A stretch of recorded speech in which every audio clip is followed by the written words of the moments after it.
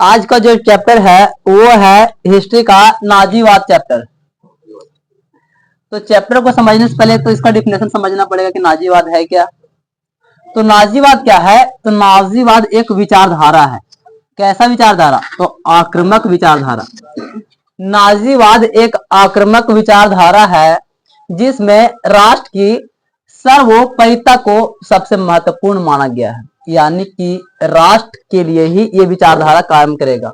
नाजीवाद यानी कि राष्ट्र के चाहे जो भी हो, राष्ट्र में भला हो, यानी कि कार्रवाई करने के लिए, सीधा सीधी बात कि राष्ट्र को बेहतर से बेहतर करने के लिए ही नाजीवाद का विचारधारा का इस्तेमाल किया जाता है।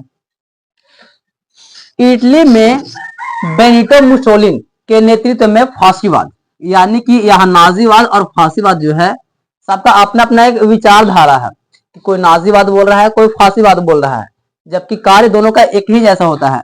तो मुसोलिनी के नेतृत्व में फांसीवाद का बात चलता है। और एडोल्फ हिटलर, हिटलर का पूरा नाम याद रखना, ये भी एडोल्फ हिटलर, हिटलर का पूरा नाम था एडोल्फ हिटलर।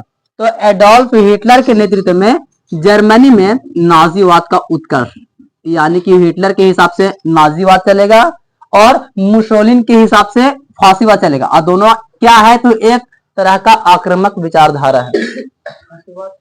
हिटलर के उत्कर्ष और उसके नेतृत्व में नाजी क्रांति के मुख्य कारण निम्नलिखित है, या तो फिर इसी को बोल सकते हैं कि जर्मनी के तात्कालिक स्थिति, जर्मनी का तत्काल में स्थिति कैसा हो गया था, या तो हिटलर के द्वारा उत्कर्ष और नेतृत्व नाजी क्रांति का क्या क्या कारण था। तो वो यहाँ पे 5 कारण लिया गया है, जिसमें पहला था गणतंत्र की स्थापना।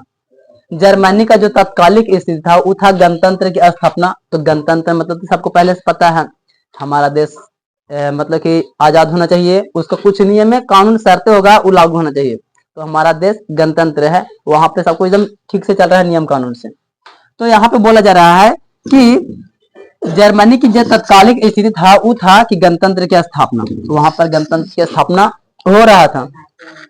और वर्साय की संधि का अपमानजनक संधि, जो कि विश्व युद्ध वाला में ही पढ़े हैं, तो उसमें बताया गया था कि वर्साय की संधि बहुत तरह के अपमान भी किया था।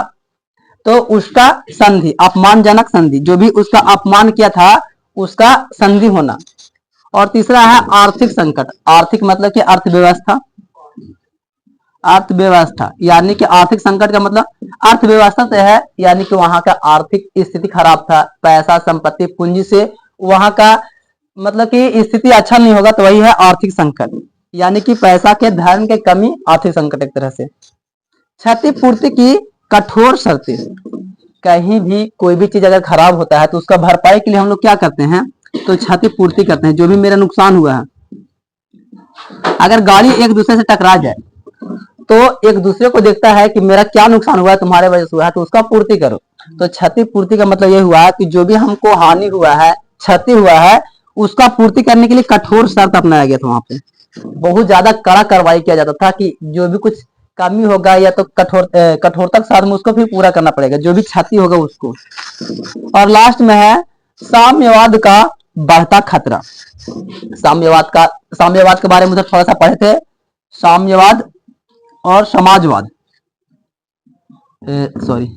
साम्यवाद और समाजवाद, साम्यवाद समाजवाद उधर पढ़े थे कॉल मार्क्स के बारे में। समाजवाद, समाजवाद मतलब कि समाज के हिसाब से चलेगा, समाज के भलाई के लिए काम करेगा, सब एकता होकर के काम करेगा। लेकिन जो साम्यवाद था वो भी कुछ मैचिंग ही है, लेकिन साम्यवाद में था कि कभी भी छोटा बड़ा ऊंच नीच का भेदभाव एकदम नहीं होना चाहिए, एकदम सब एक समान होना चाहिए। समाज में तो है, लेकिन यहाँ पर अभी भी थोड़ा सा ऊंच नीच, छोटा बड़ा, रईस गरीब अमीर हो ही जाता है, लेकिन साम्यवाद में एकदम सब इक्वलिटी रहना चाहिए, सब एकदम साथ में रहना चाहिए।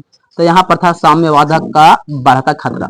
और यहाँ पर खतरा भी था कि कहीं जो एकदम लसेड़िया जात है, एकदम पूरा नीचे वाला जात है, कहीं उन हम लोग के साथ हो जाए। ऐसे भी होता है हर शहर में कि एकदम नीचा जात एकदम ऊंचा जात के साथ में अगर आ जाए तो हम लोग बहुत घिना मानने लगता है कभी कभी। तो उसका भी एक खतरा था कि कहीं ऐसा ना हो कि छोटा जात हम लोग के साथ में मिल जाए और कुछ भी उल्टा सीधा कर दे, तो इसलिए हम लोग उससे दूर ही रहना है। तो इसका भी एक खतरा था यहाँ पे।